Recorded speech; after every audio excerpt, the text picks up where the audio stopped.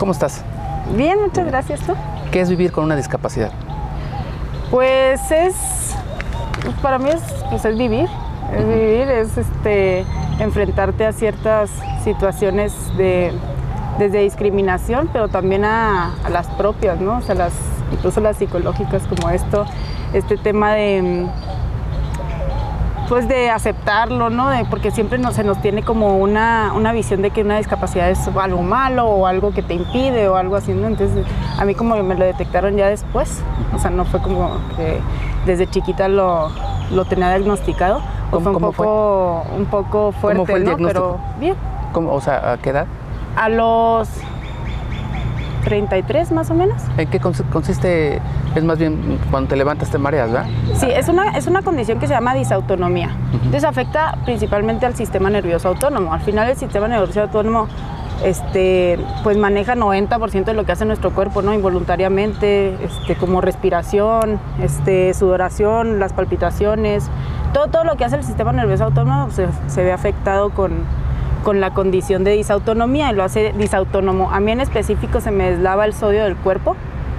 Entonces esto hace que se regule, por ejemplo, la circulación. Si estoy mucho tiempo parada, pues la sangre se me queda la mayoría abajo, ¿no? O sea, no circula bien hacia arriba y es lo que hace que te puedas incluso desmayar, neblina mental y muchos tipos de síntomas, ¿no? Más. Entonces, ¿hay que legislar sobre viene eso? Claro, ¿no? Pues la visibilización en todas las discapacidades, al final la visibilización de la discapacidad, tanto visible como invisible, pues es necesaria, ¿no? Es necesaria que se legisle y que se visibilice y se sensibilice ante este tema. Pero vamos muy atrasados, ¿no? Pues sí, o sea, al final te digo, más bien creo que se tiene como algo incluso como si fuera un tabú, ¿no? Esto de la discapacidad, pero pues en realidad todo el mundo vivimos con algo, ¿no? Entonces esto de las discapacidades es sumamente importante visibilizarlo porque pues somos personas, ¿no? Claro. Entonces se tiene que abordar el tema, a pesar de ser una minoría, de todos modos se tiene que abordar el tema y sí creo que falta bastantes. Tu partido, corrígeme si estoy en un error, ¿tu partido te pone en esta posición, en la candidatura por una cuestión para cubrir un tema de esto, de cumplir? No, al final salimos en las encuestas y cae la conciencia pues que tengo una discapacidad, ¿no? Entonces también es una acción afirmativa, pero de todos modos pues fue un procedimiento como el de todos. En las encuestas. ¿Tú crees en las encuestas? ¿En esas encuestas de tu partido? Sí. ¿En serio las crees? Sí. ¿Las enseñaste? O sea, ¿eres muy conocida en el Marqués, en Huimilpan y en dónde? Pues he trabajado muchísimo tiempo. Tengo trabajando, por ejemplo, en la legislatura más de 8 años y ahí hemos estado atendiendo muchísimas personas de todos lados como asesora jurídica y ahí te empiezas a conocer. Tengo también trabajando en el partido desde el 2015, bueno, militando pues, y anduve caminando en ese tiempo para los comités, desde el 2015 ahí en el Marqués, por ejemplo. Y te digo, pues llevo desde el 2016 trabajando ahí en la legislatura, donde también he tenido la oportunidad pues, de asesorado, conocer a mucha gente, etcétera. Entonces, ¿el Luján pesa? ¿El apellido? No, pues cada quien tiene su trayectoria y aquí estamos, pues yo tengo un trabajo, te digo, ya desde hace mucho tiempo, tanto en Morena como en mi ámbito, que es lo legislativo, y ahí estamos. ¿Por qué la política? Se me hace muy interesante, la verdad es que yo nunca, la verdad, así bien sincera, cuando estudié Derecho, nunca pensé que iba a estar en la política, la verdad es que no era algo que me llamara mucho la atención y sin embargo fueron sucediendo las cosas y te vas dando cuenta de cómo funciona en realidad el mundo y para mí es un lugar de incidencia muy importante, o sea, para mí, por ejemplo, el estar de asesora jurídica para mí es un lugar de incidencia. Sí, pero donde se necesitan muchas... Una cosa es ser asesora y otra cosa es meterte a la política. No, a ver, es un asco la política, ¿no? No, pues depende de cómo lo quieras ver, ¿verdad? O sea, pero ¿para ti no?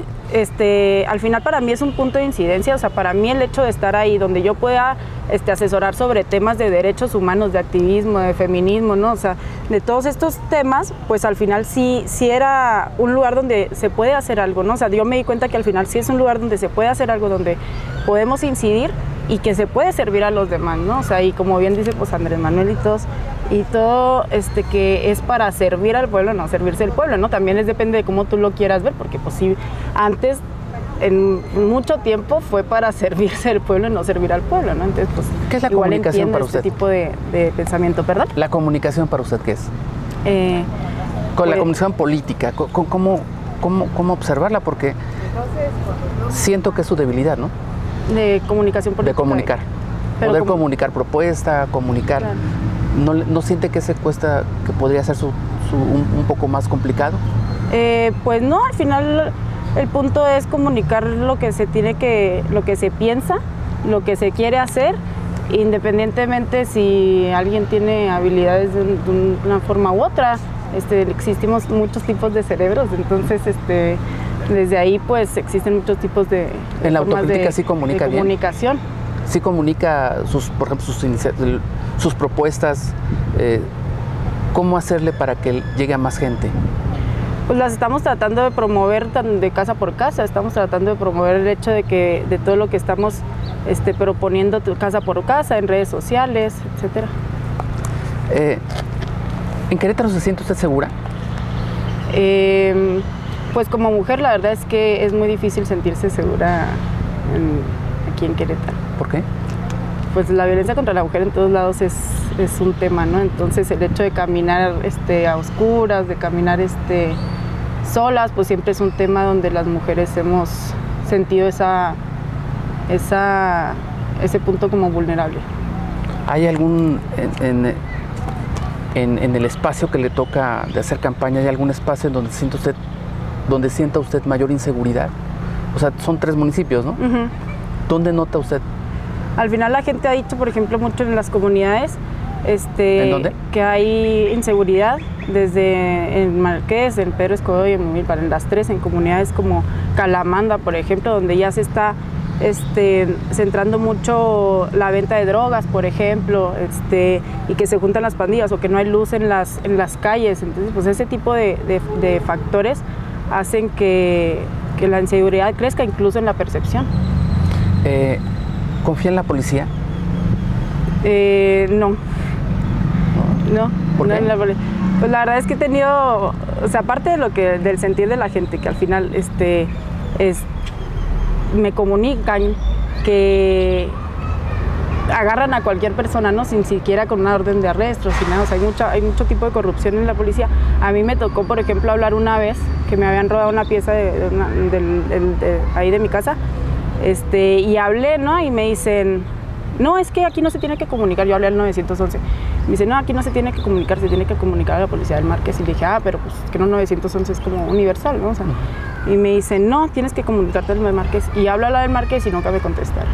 Entonces, pues ese tipo de cosas son las que, pues sí, te hacen repensar. ¿En el fiscal confía? ¿Hay confianza en él? Pues no. O sea, creo que al final aquí en Querétaro hay pues sí, hay una tendencia, ¿no? a cuidar los intereses propios, no de la población. El agua creo que es uno de los ejes de la campaña por lo que acaban de aprobar en el Congreso, pero más allá de todo eso, ¿considera que se está privatizando el agua? Sí, claro. O sea, al final hay incluso fraccionamientos donde ya la cobra el sector privado. O sea, que incluso, de hecho, hubo un tiempo donde ni siquiera se tenía que dar permisos para poder construir, porque en la misma ley decía que tenía que tener la estructura, y pues no la tenían, ¿no? Entonces ya le daban el permiso para construir y decían, bueno, pues tú administrala, pero no se debe hacer eso, ¿no? Entonces desde ahí ya se viene a la privatización, y ahorita pues con los cambios a las leyes, ya en la apertura a las concesiones y todo, pues es una privatización. Y yo creo que la verdad es que el derecho humano al agua pues pues se debe respetar y se debe hacer sin fines de lucro, ¿no? Entonces por eso es la importancia también de que el Estado la provea. Se está planteando esta posibilidad del tandeo. ¿Usted sufre de agua? ¿Perdón? ¿Usted sufre de agua donde vive? Sí, tenemos cortes recurrentes, y si bien lo del tandeo pues queda lo de los 50 litros, que se me hace también un agravio a la población. ¿Por qué? Porque como te decía, o sea, al final es un derecho humano. Es un derecho humano y tenemos que tener ¿por qué acceso a él. 50 litros y no 51? ¿Por qué no 100? O sea, ¿por qué? Pues eso hay que preguntárselo a él, ¿por qué pusieron 50 litros a las personas que lo pasaron? O sea, al final las personas tenemos que tener el agua disponible, pues, para acceder O sea, los litros a ellas. que sean. Sí, ¿por qué no? Lo digo porque a lo mejor también no habría que hacer conciencia ciudadana de no desperdiciar. Claro, pero se debe privilegiar el uso doméstico. O sea, como tal vez el tandeo pues daría bien, bueno, si tal vez a las empresas refresqueras o tal vez en ciertos lugares en donde, en ciertos factores donde se tiene un uso extraordinario, ¿no? Pero en el uso doméstico tenemos esa falsa creencia de que el uso doméstico es donde se gasta el agua y tenemos esa falsa creencia, nos hacen pensar que el hecho de ahorrar agua, que sí bien está bien ahorrar agua, pero es como si nosotros, por el desperdicio que se hace en la casa, es por eso que no tenemos agua en el mundo, y no es cierto. O sea, son las multinacionales, ¿no? Y ese tipo de pensamiento también hace que parezcamos los culpables, ¿no? Y si bien sí tenemos que respetarla, sí tenemos que cuidarla, no tenemos que desperdiciarla, se tiene que enfocar hacia otros sectores. Okay. ¿Los desarrolladores han abusado? ¿Los desarrolladores de ¿Abusado vivienda? de qué? En el sentido de construyen fraccionamientos y luego ellos crean sus propios organismos reguladores de agua, te cobran el cable, tienes que contratarlo con determinada compañía. Claro. ¿Se ha abusado de los cambios de suelo también? Pues sí, creo que sí se ha abusado, pero pues al final el abuso es del gobierno, ¿no? O sea, es de las autoridades quienes permiten ese tipo de acciones que permean la población, o sea, que afectan la población para mal. Pues al final el gobierno es el que tiene que hacer algo ahí. Okay. Dos últimas preguntas. ¿Qué le dicen en el Marqués? En el Marqués, que es quizá el mayor polo de desarrollo, de los 3 municipios es el que el mayor población. ¿Cómo está calificado el presidente municipal? Ahorita, pues, la verdad es que la gente, yo lo que he recogido del sentir de la gente es que quieren un cambio. O sea, quieren un cambio porque se sienten, por ejemplo, la movilidad es un tema muy importante allá. O sea, las personas en Tierra Blanca, por ejemplo, pues no tienen cómo desplazarse a sus trabajos, tienen que pagar taxis privados, no llegan los camiones, tienen que volver hasta la Alameda y luego volverse a ir para allá. Entonces este tipo de cosas, pues no, la gente no está contenta, ¿no? O sea, se ve un abandono a ciertos temas pues, que son básicos para el desarrollo de las personas. Y su adversario fue presidente municipal de ahí, ¿no? Sí, fue presidente municipal, después regidor y bueno, te digo, como te digo, ¿no? La gente la verdad es que pues no está contenta con las gestiones que se han hecho. Okay. Terminamos la entrevista siempre con el bestiario personal.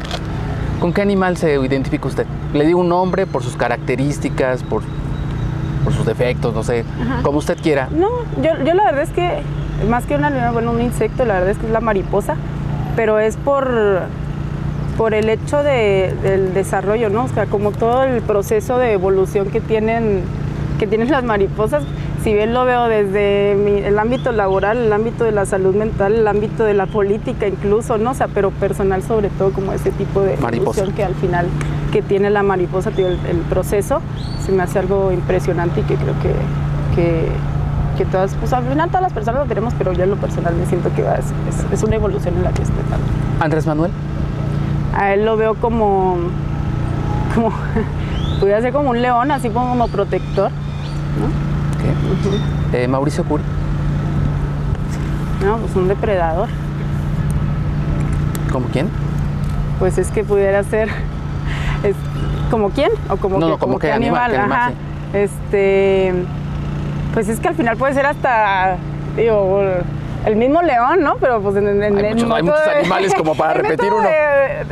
Del método depredador.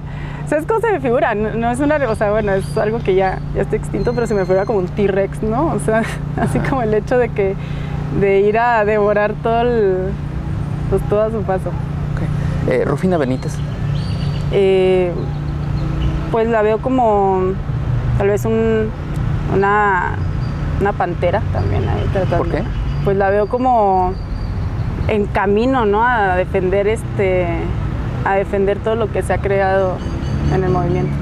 Ricardo Anaya. No, lo veo como un roedor que va y se esconde y sale nomás para cuando le dan de comer. ¿Como un roedor? ¿Como quién? ¿Como qué? No, es un ratón, puede ser. Un ratón. Mario Calzada. Híjole, pues la verdad es que también creo que lo vería como un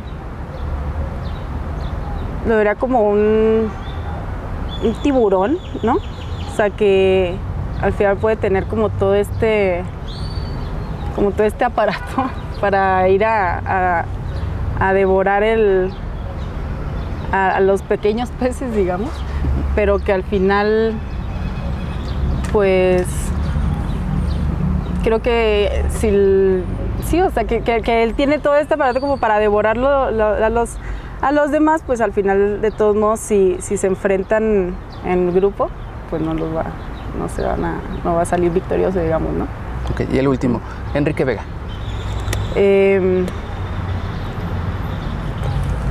¿Cómo lo podría ver a Enrique Vega? Pues no, lo veo como creo que es como una cebra. ¿Una cebra? ¿Por qué? Pues si bien andan en manada y todo, pues la verdad es que no lo veo como algo, como a una amenaza, pues, ¿no?